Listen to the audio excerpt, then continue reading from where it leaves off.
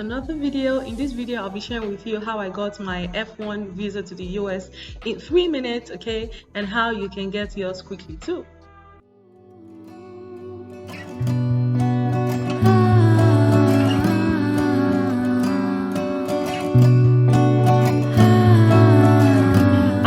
Welcome again to my YouTube channel. My name is olabimpeakinwoleola. If you're new here, welcome. Thank you for joining this channel, and if you're an old subscriber, thank you so much for your support.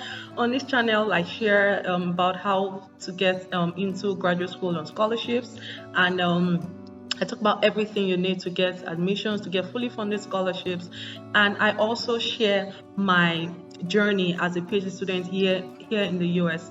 In this video, I'm going to be sharing with you how you can get your F1 US visa without stress and in a very little time.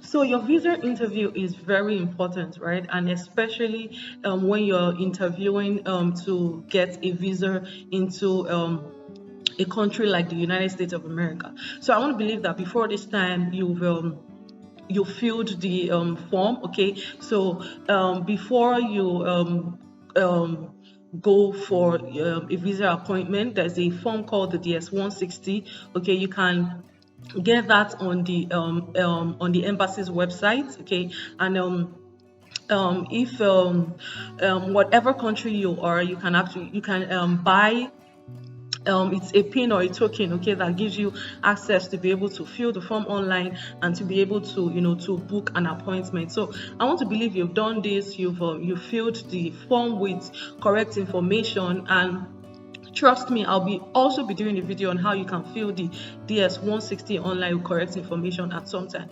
So now let's talk about the US visa interview. Now, there are a lot of things that people have said about attending an interview in the US embassy. However, it's very important that you're well prepared, you know what to do before attending your visa interview, okay? And remember, at this point, this is the last leg and you want to give it everything. I mean everything. And by everything, I'm going to show you this. Let me show you this. When I was preparing for my visa interview, can you see all this?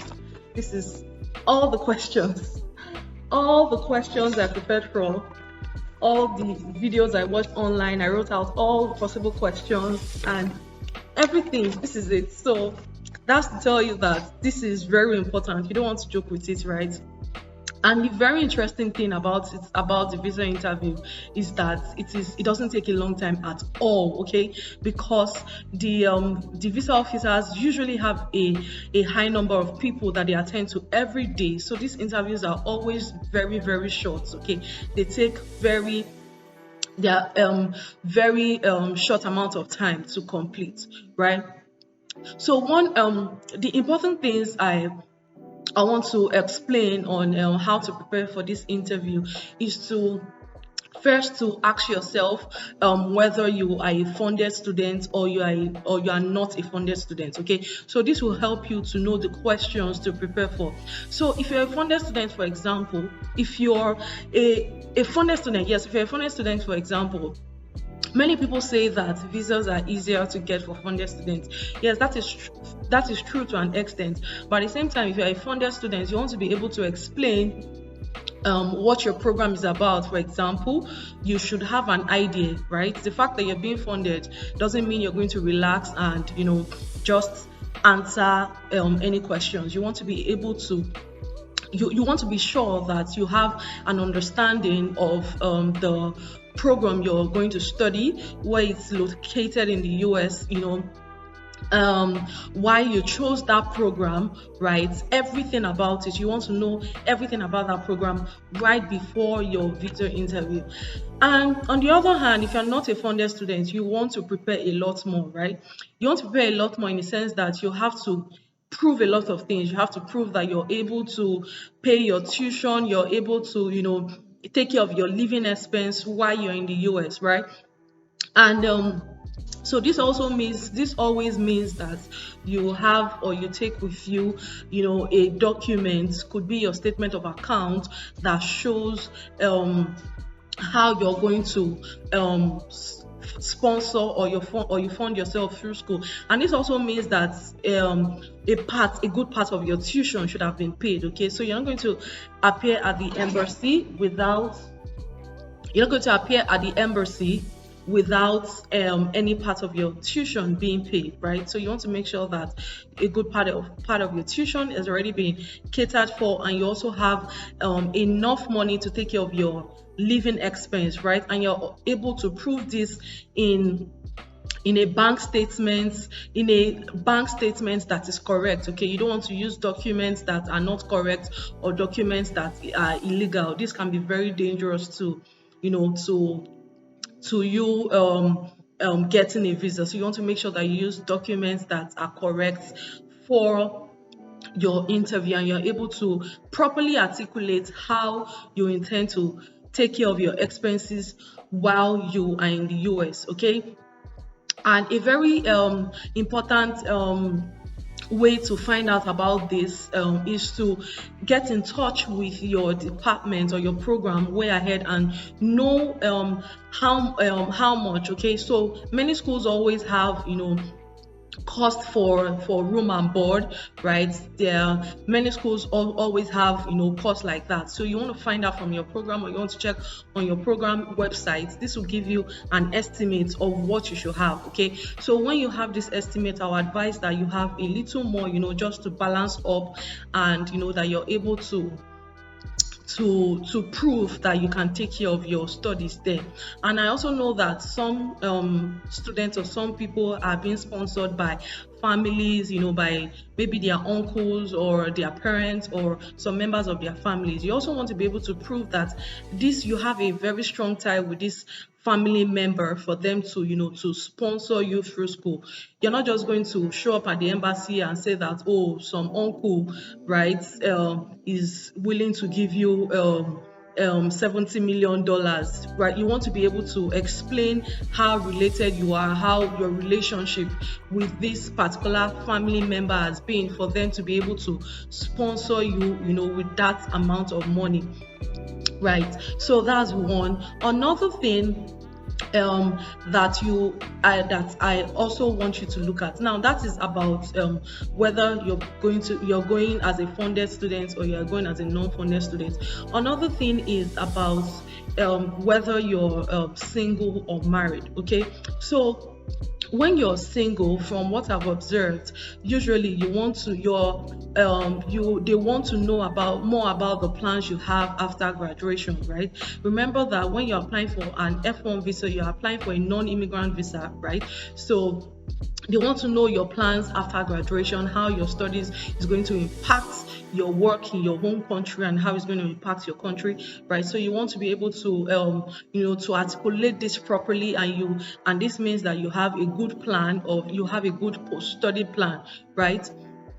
And that's for being single. For when you're married, you usually want to prepare for questions around your family. Okay, how you intend to take care of your family, whether your family is going to join you or not, right? So if you're traveling with your family, you want to be able to prove that you have enough money to take care of your family, like enough. And just like I said, every school always has an estimate for even dependents, for family members that you're traveling with. So you want to make sure that you've checked this with the school, and you have that amount aside your tuition. If you're not funded, aside your own tuition and living expense, you also want to make sure that you have this amount of money for every member of your family, right? And you're able to prove that amount. If you're not traveling with your family, you also want to be able to articulate if your family will be joining you, when they will be joining you, right? And what plans you have while you are away, if your family is not joining you, and what plans you have for your studies. That's when you're married, you want to be able to to articulate that properly. So these are the very important points that you should consider when you're going for your F1 visa interview. You want to make sure that you're able to articulate your study plans, your post-study plans, okay, and you want to make sure that you're able to express your knowledge and your interest in your course, right? And one important point I must also mention that if you're going as a PhD student, it is not advised that you go as a self-funded student, PhD student, because in the US, PhD studies are funded, right? So they do not expect that you are funding your research yourself, right? So because this research costs a lot of money, so there is no way you can fund them as an individual. So as a PhD student, I would advise that you get funding from your program, right? You make sure that you get funding that can cover your tuition, your research while you are in the US. Best advised, you get either a research assistantship or whatever form of assistantship, and this is because a PhD is considered as a full-time job, right? And you are not expected to be studying and hustling. It's very difficult to combine that. So if you're going as a PhD student, you want to make sure that you are not self-funded. For masters, probably you can't be self-funded. For PhD, it is not advised that you are self-funded. If you appear being self-funded, there's every probability that the visa can be denied, okay? So these are very easy things to take note of when you're going for your visa interview to the US. My interview lasted, in fact, less than 3 minutes, and I had just about 2 questions that was around my research and my family, and I was done. Right, I was done. And another very important thing you want to make sure is that you arrive early. Okay, you arrive early enough. At my visa interview, I went way before the time, and of course I did that because Lagos traffic and all that. I just felt like it was good to arrive way before the time that my interview was slotted. And I was just going to wait in the car, but I saw people going in, and I decided to ask if I could go in as well. And of course I was allowed to go in. I did my interview and I was done even before the time that was slotted for my interview. So that's a very good thing, that you want to go as early as possible. Another very important thing that you should notice when you're in the interview, now guys, it can be very intimidating, right? Especially at the US Embassy, because there are a lot of people, you see people getting denied. One advice, last advice and last tip, please don't look around. Now, it can be fun and entertaining to look at people answering questions, because another thing is you would hear people's responses when their questions are being asked. But my advice is, do not look around. You might be tempted to do that because it might be very entertaining, you see different things, but it's very important that you maintain a proper state of mind, because when you see people getting rejected, you could get discouraged as well. So somebody gave me that advice, and I bet that it worked. It was very good, and I'm giving out this advice for free as well. Okay, it's a very good thing that you focus. Just focus on your interview and get your interview done with, because a lot of things will be happening. You see people getting rejected, you see people with different emotions. So it's very important that you focus, right? And you try as much as possible not to look around too much, and just prepare for your interview and get it done with, right? I hope this video has been useful as usual. Okay, remember to drop a comment for me, and remember to please like this video and share with people around you that would need this video. That would be very important for them to have this video. Okay, till I see you again in my next video, please do not forget to subscribe, like and share, like I said, and drop me a comment, right? And please check the description box for my email if you need to send me an email, and also check for the disclaimer in the description box. Till I come your way again, thank you very much for staying with me to the end of this video, and see ya.